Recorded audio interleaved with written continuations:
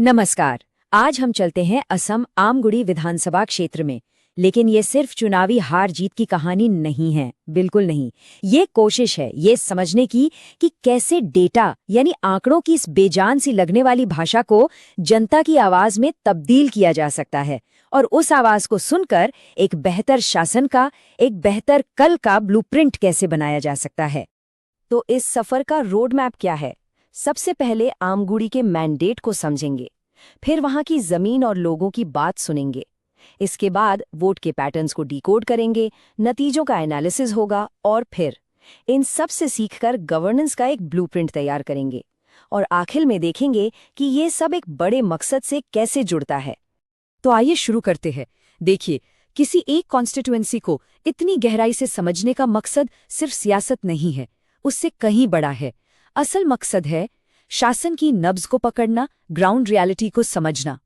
ये है आमगुड़ी, असम के नक्शे पर एक छोटा सा डॉट, लेकिन सियासत का एक बड़ा मैदान। एक ऐसी जगह जहां वफादारियां मौसम की तरह बदलती हैं और जीत हार का फैसला अक्सर बहुत ही कम वोटों से होता है। तो ये सिर्फ एक इलाका नहीं, ये एक रण क्षेत्र है जहां हर एक वोट की कीमत है।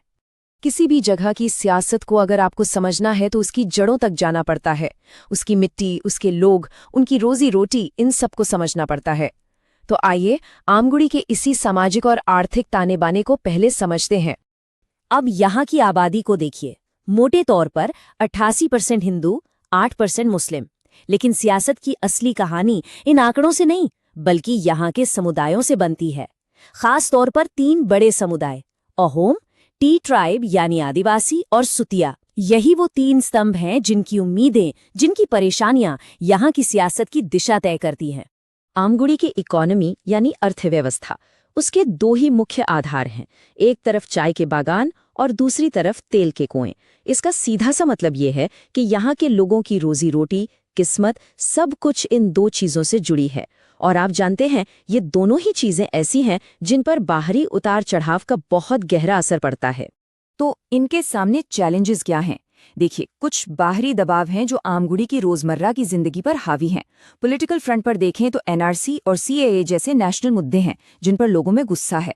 आर्थिक फ्रंट पर बेरोजगारी एक बहुत बड़ी समस्या है। असम में लगभग 24% युवा बेरोजगार हैं। गांव में तंगी है। सोशली जातीय पहचान बहुत अहम है और टी ट्राइब्स के लोग अक्सर खुद को अलग थलग महसूस करते हैं। फिर कुदरत की मार भी है। झांझी और ब्रह्मपुत्र की बाढ़ हर साल तबाही लाती है।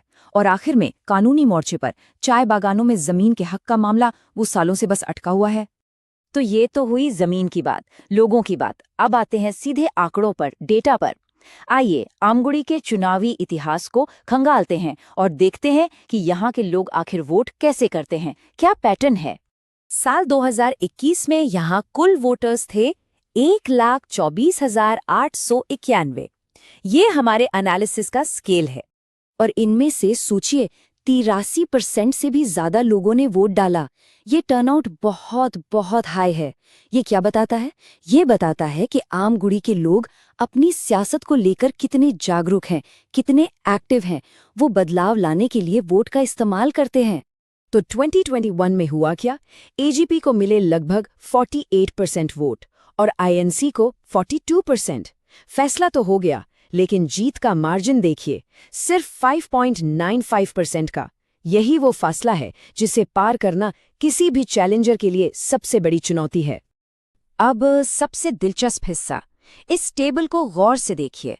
1996 से लेकर 2021 तक एक पैटर्न साफ दिखता है ना? हर चुनाव के बाद सत्ता बदल जाती है। एक बार आईएनसी तो अगली बार एजीपी/बीजेपी, फिर आईएनसी, फिर एजीपी/बीजेपी। इससे साफ है कि यहाँ का वोटर किसी एक पार्टी का बंधुआ नहीं है। वो काम देखता है, उम्मीदें पूरी नहीं होती तो अगले चुनाव में बदल देता है, बिल्कुल नहीं हिचकिचाता। तो ये पैटर्न तो हमने देख लिया, लेकिन सवाल ये है कि ऐसा होता क्यों है? आखिर इन आंकड़ों के पीछे की वजह क्या है? अब हम इसी क्यों का जवाब ढूंढेंगे।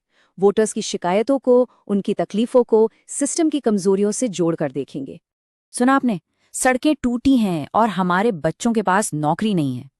ये किसी एक वोटर की नहीं, बल्कि आमगुड़ी के बहुत से लोगों के दिल की आवाज है। ये कोई पॉलिटिकल स्टेटमेंट नहीं है, ये जमीनी हकीकत है। वो सच्चाई है जिसके बीच लोग अपनी जिंदगी जीते हैं। और ये हिटमैप इस आवाज को डेटा की शक्ल देता है। देखिए, जो मुद्दे हाई सिवियरिटी में है वो ही असली जड़ हैं।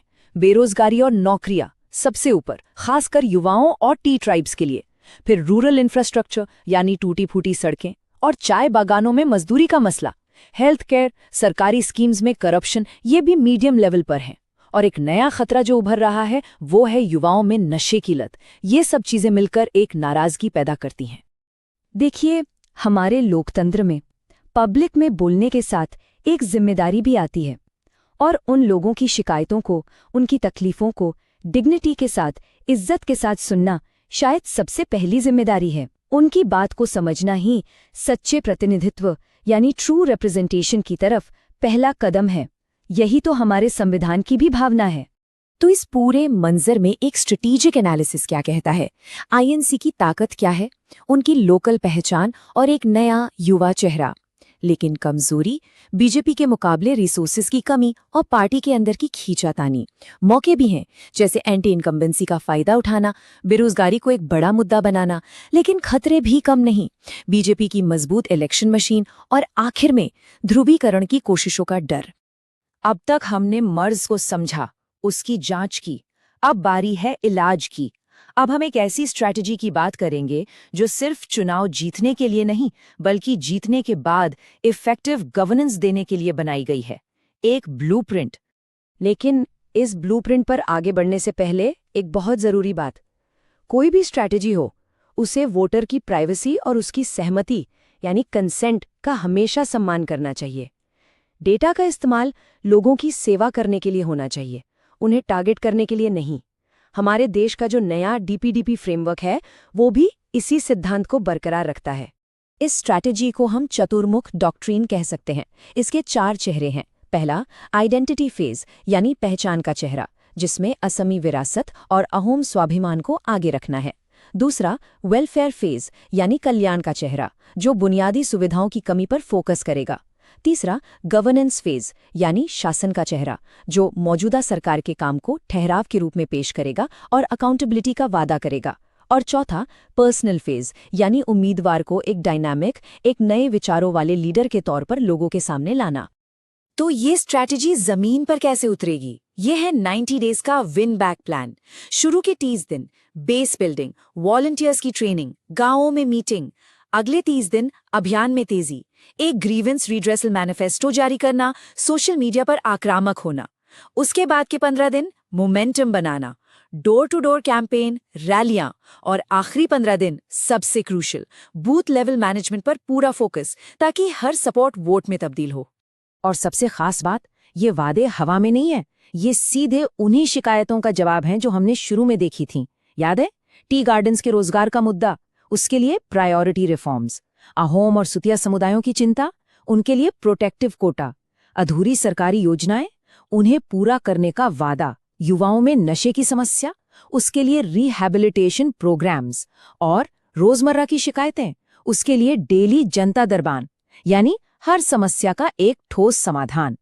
तो अब हम इस पूरी चर्चा के आखिरी पड़ाव पर हैं, और यहाँ बात सिर्फ एक चुनाव जीतने से आगे जाती है, ये गवर्नेंस के एक विजन तक जाती है।